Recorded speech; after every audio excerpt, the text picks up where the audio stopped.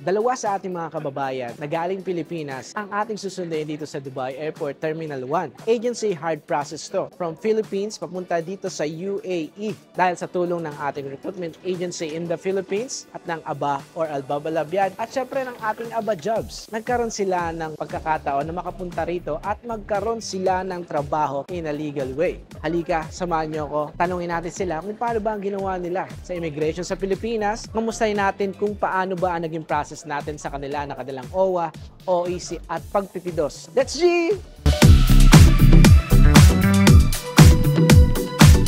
Yan, so welcome po dito sa Dubai, Miss Angeli. Thank you po. At kamusta naman po ang biyahe nyo papunta dito sa Dubai? Okay lang po. Tulog na tulog. First time niyo po ba maging OFW? Opo, first time. First time. So, kamusta naman po yung process natin ng mga documents? Kabilis. Kabilis.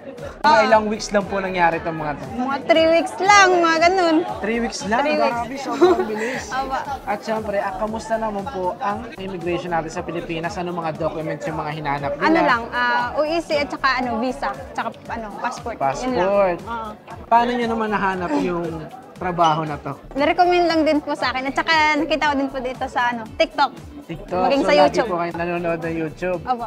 So, nagtiwala po kayo agad na makakapunta kayo dito. Hindi nyo ba naisip na ang ABA or Albabalabyad ay scammer, ganyan? Kasi marami sa atin ngayon dito nag-iisip.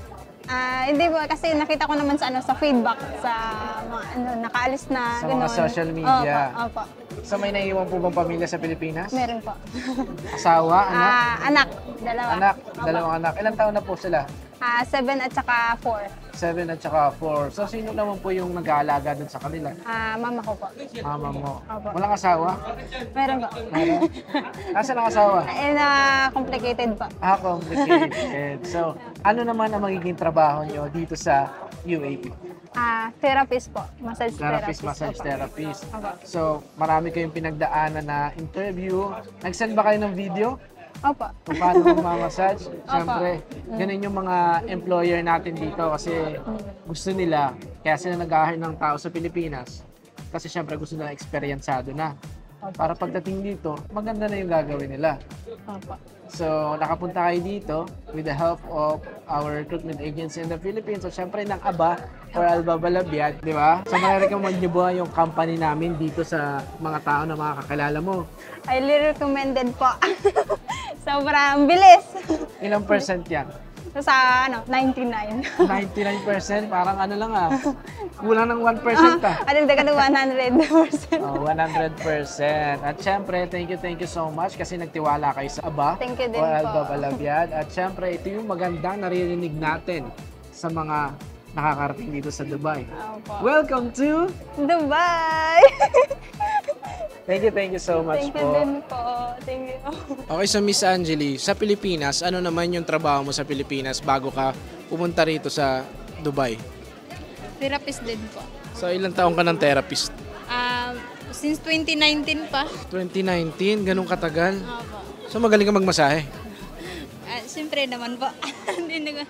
Opo.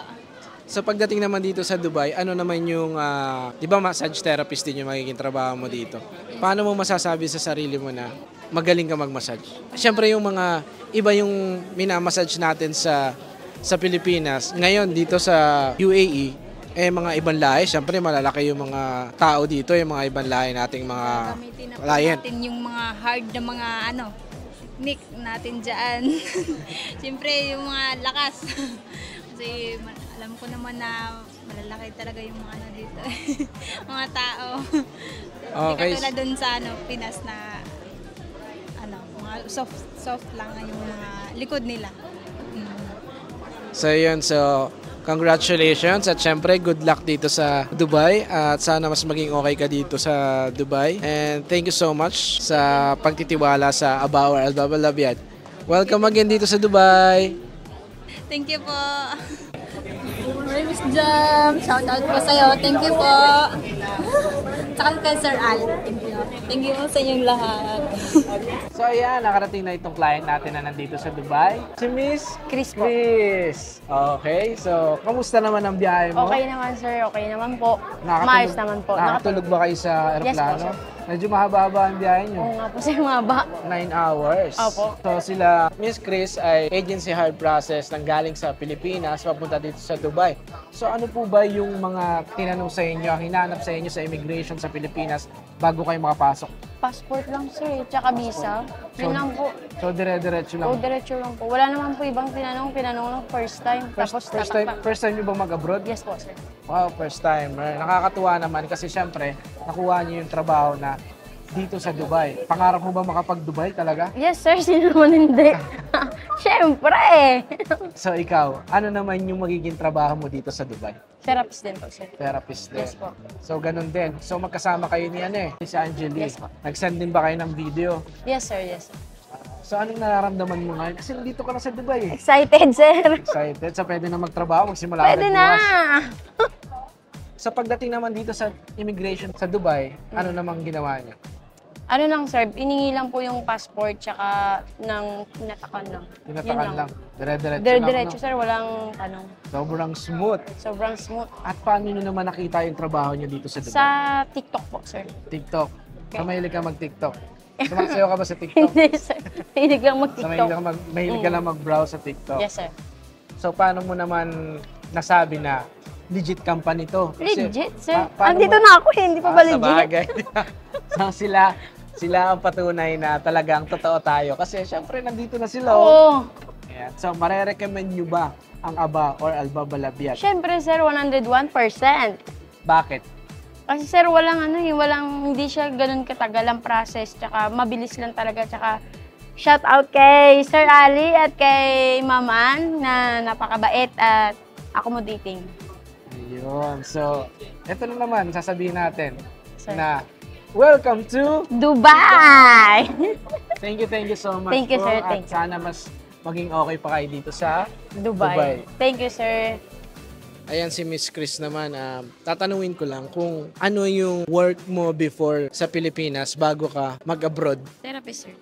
Therapist din. Yes po. May other skills ka ba bukod sa pagmamassage? Chiropractic, sir. Tsaka, ng sales. Sales. So sa tingin mo ba magagamit mo yung iba mo pang skills dito sa pagtatrabaho mo dito sa ibang bansa? Yes, sir. Magagamit. Lalo na kung sa client, sir, dapat i-convince mo siya na mag-upsell pa. Maganda yan. At saka syempre, iba yung minamassage natin sa Pilipinas. Syempre dito sa ibang bansa is mga ibang lahi. So may mga malalaki, Oo nga. may iba't iba. Expected na talaga yan, sir.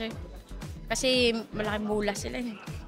So kaya naman. Kaya, sir. Malakas naman tayo. Oo naman, sir. Ayun, so thank you so much at saka syempre congratulations kasi nandito ka na sa Dubai bilang isang first timer and nandito ka na. Thank you so much sa pagtitiwala sa ABA or Albaba Labiat at yun, welcome dito sa Dubai. Thank you, sir. Thank you. May shoutout ka ba? Shout out kay Lablab ko. Naiiwan sa Pilipinas. Oo, sir, naiwan. Pwede naman papuntahin dito eh. Oo naman. Dito rin magtrabaho para magkasama kayo. Oo, sir. Yun talagang plano, sir. Step by step lang. Yes, yun naman talaga. So, good luck at sana matupad yung pinaplano nyo. Opo, sir. Thank Welcome you. ulit!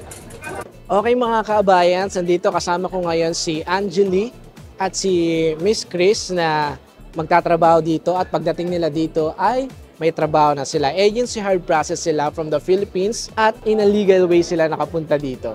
Dahil yan sa ABA or Albaba Labiat. So, ulitin ko, welcome to Dubai!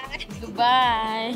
Thank you so much! Successful na nakarating ang ating dalawang kababayan na nanggaling sa Pilipinas papunta dito sa UAE.